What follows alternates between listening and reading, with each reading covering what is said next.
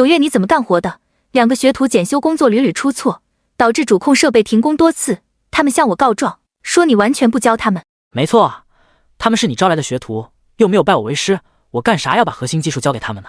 我给你开这么高的工资，让你带2个学徒怎么了？你给我开高工资是看上我的高技术，请我来修设备的，又不是白给的。你咋想的我还不知道吗？高薪请我来带学徒，等学徒学会了，立马赶我走人。你怎么能把我往那方面想呢？你在原来的厂子也是带学徒的，我现在给你的工资是原来厂子的双倍，你反而不肯带学徒了，你这不是恩将仇报吗？我以前带学徒是因为那个小伙子主动找上门来要拜我为师，他主动跟我说，人家1分钱也不要厂里给的工资，直接全打到我卡上了，之后每天给我端茶倒水，脏活累活他都抢着干。我因为收了这么个徒弟，你知道这2年我的工作有多轻松吗？哎呀，不就是那个小伙子把工资给你了吗？我现在给你的工资是以前厂子的2倍，不比你吃小伙子那点学徒工资强啊。这不是钱的事，实际上你当时找我让我跳槽的时候，我是不愿意走的。那个老板对我很好，哪怕是双倍工资，我也不可能跟你走。真正的原因是我的学徒学会了技术，已经到出师的时候了。他虽然学会了技术，但因为他年轻，到外边不好找活干，我离开了，正好把我的位置留给他。哦，原来是这样，你走了，你原来的老板没有别的选择，只能让你的学徒上位了。对啊，1日为师，终身为父。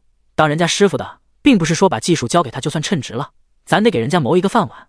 既然你愿意给你的学徒谋一个饭碗，为什么就不愿意把技术交给我厂里的学徒呢？你作为老板，你想培养自己的人我能理解，我本来也没打算在你这厂干，我就想着带带学徒，我轻松个1年半载的拿钱走人也挺好。但是你找的2个学徒，那是什么玩意？这2个人可是我从名校请来的毕业生，那资质都是上佳的苗子，绝不会比你原来的徒弟资质差。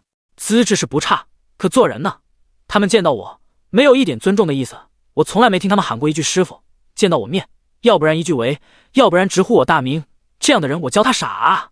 人家名校毕业，天之骄子，有一点傲气也正常啊。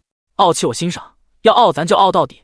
每次我检修设备的时候门也没关着啊，我就让他们在旁边看着，只是没开口讲解而已。结果呢，他们看不懂，到他们自己检修设备的时候频频出错，导致主控设备总是停机，被人家车间主任和工人骂得狗血淋头，反过来怪我没教他们，这是傲气吗？这是贱皮子。